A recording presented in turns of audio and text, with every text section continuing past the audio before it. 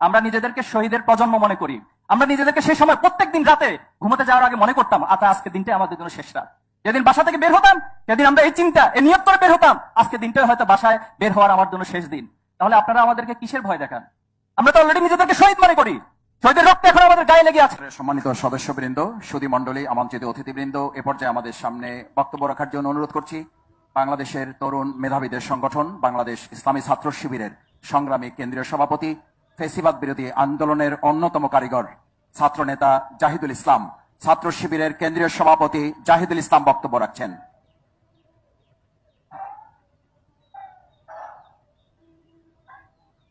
আলহামদুলিল্লাহ, ওয়াসসালাতু ওয়াসসালামু আলা রাসূলিল কারীম ওয়া আলা আলিহি ওয়া সাহবিহি আজমাইন।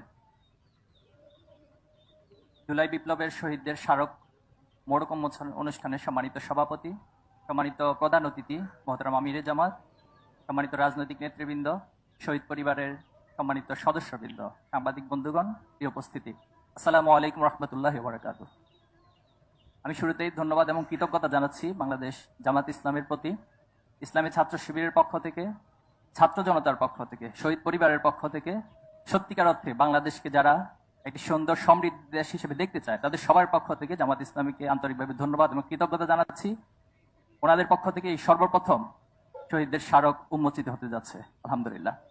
সম্মানিত উপস্থিতি, আজকে এখানে আসার পরে শহীদ পরিবারের সদস্যদের কথা শুনছিলাম, শহীদদের পিতাদের কথা শুনছিলাম, সেই সাথে আন্দোলনের সেই সময়ের কথাগুলো আমার স্মরণ হচ্ছিল। আমরা যখন আন্দোলন ধাপে ধাপে সামনের দিকে অগ্রসর হচ্ছিল, একে একে শহীদদের সংবাদ প্রতিদিন আমাদেরকে সেই সময় আমরা পাচ্ছিলাম। আহতদের সারিগুলো অনেক লম্বা হচ্ছিল। আমরা এখানে আমাদের সাদেক কায়েম রয়েছেন, এই আন্দোলনের অন্যতম ভূমিকা পালনকারী, আমার সহযোগী। সেই সময় আমরা যখন বসতাম আমরা ভাবতাম এভাবে শহীদদের সারিগুলো আর কত লম্বা হবে, আমরা এই আন্দোলনকে আর কতদিন চালিয়ে নিতে পারবো, কতটুকুই বা আমাদের সামর্থ্য আছে। তখন একবার মনে হতো যে আন্দোলন থেকে আমরা পিছিয়ে যাই। যখনই পিছানোর প্রশ্ন আমাদের সামনে আসতো, শহীদদের চেহারাগুলো আমাদের সামনে ফুটে উঠতো।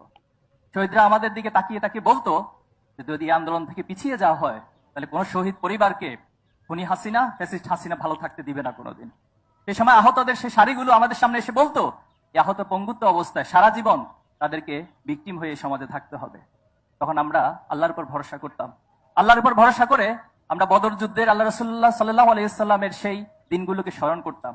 বদর যুদ্ধে উপনীত হয়ে রাসূলুল্লাহ সাল্লাল্লাহু আলাইহি ওয়াসাল্লাম আল্লাহর কাছে দোয়া করছিলেন যে আল্লাহ, আজকে যদি এই ছোট্ট বাহিনীটি পরাজিত হয়ে যায়, আজকে যদি কাফেররা বিজয় হয়ে যায়, তাহলে তোমার দিনকে প্রচার করার জন্য, তোমার দিনকে প্রতিষ্ঠা করার জন্য, তোমার সত্যকে ন্যায়কে প্রতিষ্ঠা করার জন্য কোনো মানুষ তো অবশিষ্ট থাকবে না।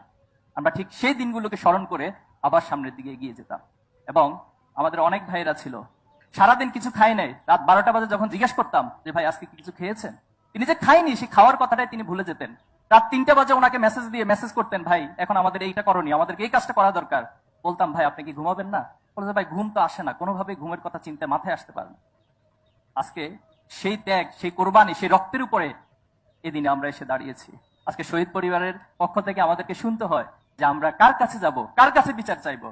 আমি এখানে রাজনৈতিক নেতৃবৃন্দরা রয়েছেন, সবিনয় অনুরোধ করব, আপনাদের কোনো কথা কোনো কাজে যদি জুলাই বিপ্লবের স্পিরিট বিনষ্ট হয় তাহলে আগামী দিন আপনাদেরকেও ছাত্র জনতা কাঠগড়ায় দাঁড় করাবে।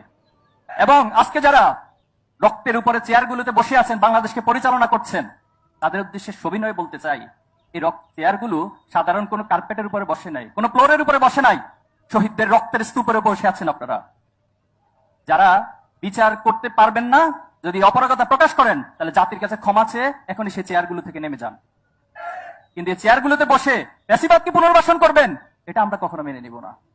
আমরা নিজেদেরকে শহীদের প্রজন্ম মনে করি। আমরা নিজেদেরকে সেই সময় প্রত্যেকদিন রাতে ঘুমোতে যাওয়ার আগে মনে করতাম আজকে দিনটাই আমাদের জন্য শেষ রাত। যেদিন বাসা থেকে বের হতাম সেদিন আমরা এই চিন্তা এই নিয়ত করে বের হতাম আজকে দিনটাই হয়তো বাসায় বের হওয়ার আমার জন্য শেষ দিন। তাহলে আপনারা আমাদেরকে কিসের ভয় দেখান? আমরা তো অলরেডি নিজেদেরকে শহীদ মনে করি। শহীদের রক্ত এখন আমাদের গায়ে লেগে আছে। এজন্য আমি সবার কাছে দায়িত্বশীল, যারা দায়িত্বশীলতার জায়গায় রয়েছেন, এই শহীদের রক্তগুলোকে, শহীদের চাওয়া পাওয়াকে ফিল করে আপনারা দেশকে পরিচালনা করেন। ছাত্র জনতা আমরা সকলে আপনাদেরকে সহযোগিতা করব, কিন্তু এর ভিন্ন কোনো চিন্তা করলে আমরা আপনাদেরকে ক্ষমা করব না। এই প্রজন্মের ফ্যাসিস্ট হাসিনার যে পরিণতি ঘটিয়েছে আপনাদেরও ঠিক একই পরিণতি ঘটাবে ইনশাআল্লাহ। আমি শহীদ পরিবারের কাছে ক্ষমা চাচ্ছি। আপনাদের জন্য আমাদের অনেক কিছু করার রয়েছে। আবার পাশাপাশি এই আশাবাদ এবং স্বপ্ন প্রত্যাশা ব্যক্ত করছি যে আমরা বেঁচে থাকতে শহীদের যে চাওয়া পাওয়া, শহীদের যে স্পিরিট, ইনশাল্লাহ সেটা বাংলার জমিন অবশ্যই প্রতিষ্ঠিত হবে। আগামী দিনে অবশ্যই প্রত্যেক শহীদের, প্রত্যেক গণহত্যার বিচার অবশ্যই সংগঠিত হবে ইনশাআল্লাহ। সেই সাথে যে স্বপ্নের বাংলাদেশ আমরা দেখছি, ন্যায় এবং ইনসাফের বাংলাদেশ, সেই বাংলাদেশ অবশ্যই আপনাদের হাত ধরে, আমাদের সবার হাত ধরে ফ্যাসিবাদ মুক্ত সবার বাংলাদেশ, স্বপ্নের বাংলাদেশ, সমৃদ্ধ বাংলাদেশ গড়ে উঠবে ইনশাআল্লাহ। আসসালামু আলাইকুম ওয়া রাহমাতুল্লাহি ওয়া বারাকাতুহু।